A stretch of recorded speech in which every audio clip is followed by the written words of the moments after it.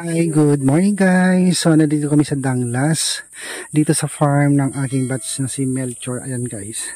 So, sabi ko, ay bibili kami ng mga gulay. Ay, ang daming langgam. Ang sakit sa paa. Ayan.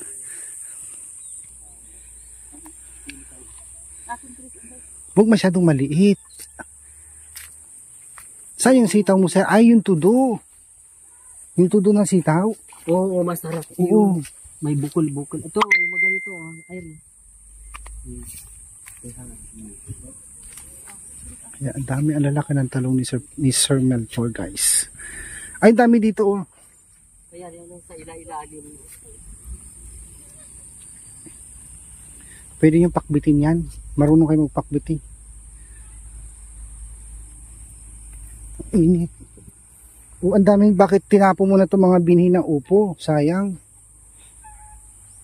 Ano? Nilagay dyan kasi sa kanan ng ilalagay. Itatapon nyo dahil ha? Hindi. Pero pwedeng humingi. Hindi, wala pa namang ano. Hindi ka na makakapagpatay. Wala man akong taniman. Wala kang rice. Ayun, yung malalaki eh. So may balon na rin kayo dito ha. Dati wala ito nung naglilinis kami. Ayan, may tubig, ay may balon na rin sila guys. Maraming tubig. Uy, ang lalim. Malalim talaga yun. Parang may ano sa loob. Yan yung motor niya. Bumili ako ng 2 motor. Ayan, pupunta doon. Bahay na isa. Tapos sa bahay naman na. Ay, ito yung bahay na nililinisan ko dati. Oo. Yan. Nagpupunta ako dito dati guys. Naglilinis ako dyan. Yung bahay na yan, nililinisan ko yan. Ayan, mamigas na kayo dito. Yan. 500 isang araw ko. Malinis ko siya buong bahay guys. Magtitiba pa ako ng saging pala. Pasa mo dadalhin yung saging. Para may bacon. Daming ano. Nagadong utong. Pagpitasin mo ng utong ko. Sige. Ito ako ng saging. Daming sitaw guys. Ito yung masarap na sitaw. Gigisa sa kamatis. Kahit walang halong karne, pwede na to. Ayan. Bayaran ko na lang yung mga kinuha ng mga girls para may additional stock sila dun sa bahay nila guys. Irene, damihan mo na Irene. Irene, damihan mo na. Damihan mo na.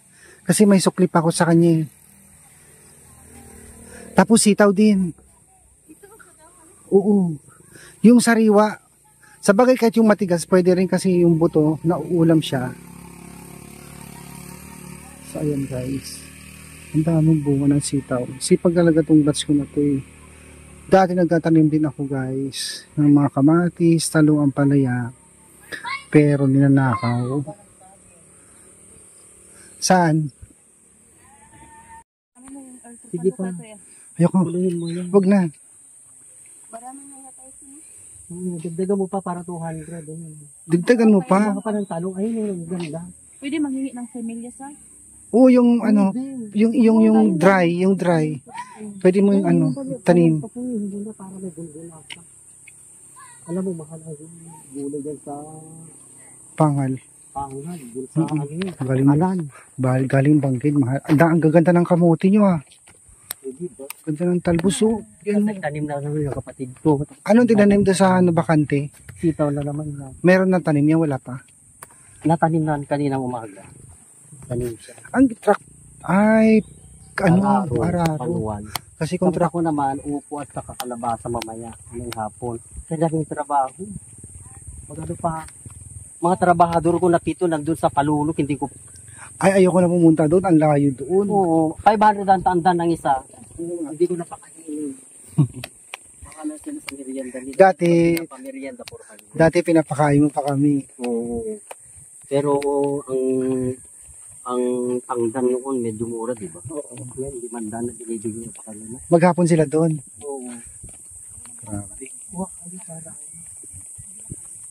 Huwag mo bunutin na gano'n. Gano'n yun. Ay rin, sa gitna, ang dami. Araw-araw kaya may bumibili. Dito. Sila na rin yung namimitas or kayo. Oo, sila na rin yung iba. Oh. Magbayad na lang sila. 100, gano'n. Bahala na siya. Minsan 200, yan. Bahala na yung sapo mo. Hindi naman, dami pa rin bunga. Hindi, walang fertilizer yan. Pero in-spray nyo. Hindi na na-spray yan. Isang beses na maliit lang. Dami bunga. Walang fertilizer yan. Hindi katulad dun sa tuon nyo na puro fertilizer. Dati nagkatanim Tignan mo ako. ngayon, walang fertilizer. Oh. Dalawang beses na nataniman yan. Pangalawa na yung second crop na yan. Dati pag naggapas ako, nagtatanim ako ng ganito. Hindi ko nga nilalagyan fertilizer na dito kasi ayan, yung mga galing dyan. Yung mga, tinatapon na, binaburn ko doon, yung pupunta na dito sa rice field, gano'n. Kaya hindi na kailangan ka maglagay ng abono. Kaya natural yung kasi matamis. Sabi nila matamis yun yung tanim namin. Kasi walang fertilizer. 100 tapos 200. Hindi yan yung plastic. Doon tayo Tinatamad din yung ipag ko na magbitas. Ang init eh. Pero pag hapon, sila nalilitas. Marami pupunta bumibili kasi walang gulay na dyan. Wala na. Kayo lang. Pero hindi pa tinatanggalan yan. Ang sarap-sarap pa yung gula. Sobrang green tong kamote nyo. Ang ganda ng talbos. Oh, sobra. Ang sarap talbos. Sinigang. O kaya may bagoong kalamansi. Sarap-sarap sana yan pero magagalit siya. Ay, magagalit? Oo, kasi hindi pa Hindi pa tinatabasan. Oo. Ayun. Tapos ang gagawin dyan yung Pabubungahin muna. bubungahin. Siguro ang laman nito kulay yelo. Nilalaki siguro yan. Oo, yelo yan eh. Ang sarap pa yung saladin yan. Sinigang pa. Ay, hindi pala pwede. Pag ganyan ang kinakain mo, hindi ka madaling mamatay. Patay agad. Kaya tignan mo sa akin kahit na super ng sakit ko. Ay, Maling na naman ako. Kumusta na yung mo? Yung Okay opera na mo? ako, tignan mo. Dati hindi ako nagtatrabaho dahil nga yung kidney ko. Pero sabi ng doktor, dapat maggulay ka na lang. Ayun.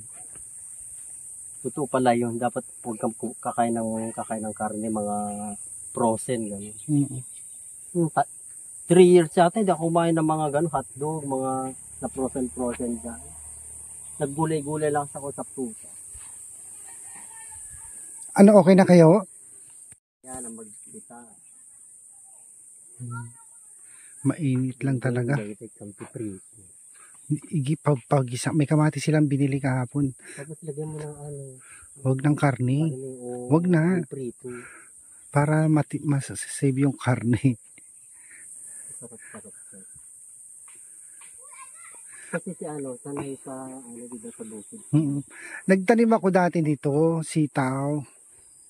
Ako yan dati. Alam mo problema ko, agraup na ako. Magtanim na, mag-isa talaga ako alat-at, sobrang pagod ko. Mahirap. Kasi kailangan mo tanggalin yan eh. Diyos ko, nag-iitin sa kapapay. Hindi kaya ng traktor ito eh. Kaya kailangan talaga siyang alisin. Sa Agtangaw. Yan? Oo. Dadalhin mo pa doon? Sa Agtangaw ko dadalhin ito. Ang layo. Tingnan mo itong batch ko guys, ang sipag ko. Siguro mga 3 days ko hinog na. Kalburo. Hindi ayan nila ng mga kalburo kasi hindi matamis pag kalburo. Sa bagay, oo. Hindi kami nagkakalburo. Yan guys. Nakakuha na kami ng additional gulay ng mga girls para sa kanilang ako na lang ang bibili para sa kanila po. Para may pandagdag sila sa kanilang allowance. Ayan. Talong at yung sitaw.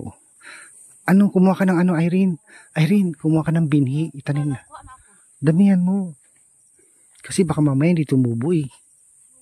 Yung dry. Sige sir. Tama na. Baka magkalo. So, 200 lang yung binayad ko. Uy. Tama na. Mabait kayo si Sir Mercer. Batch ko yan si Sal Melchor. Ang bait yan. Mula nung first year hanggang 4th year. Lang ako kasi yung mga classmate ko palaging pasaway sa kanya. Kanong high school kami magbarkada niyan. Kami lagi magkasama niyan. Okay. Oo. Bakit dapat tanim na natin ng gulay ng mo kasi? Doon sa tabi mo. Ninanakaw nga eh. Nagtatanim ako niyan. Ganito. Sa gabi nila ninanakaw. Ay, sa gabi. Tapos pag umaga wala ng bunga. Lugi ka kaya to eh. Ikaw yung nagtatanim. Yung mga kapitbahay, yung mga taga doon din, Pintit, logi. pag halimbawa pupunta na ako, kukuha ako, wala nang bunga. Kaya ayoko na magtanim kasi ninanakaw din. So ayan guys. Tanihan mo kaya to eh. Para kahit may nakanila meron pa rin. Tama na yan. Hoy, ano yun? Sinilya? Upo? Oo.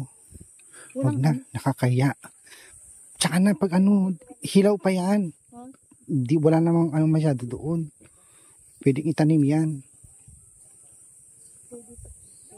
Upo. Ilang piraso yan? Baka hindi tumubo yan. Hingi na lang ako sa kanya pag kasi kailangan pa ibilad yan eh. Bilad pa rin. So yun guys. Uy, init. Dito naglinis kami dito. Alam mo may itlog pa ng manok dito dati. Nang itlog yung manok.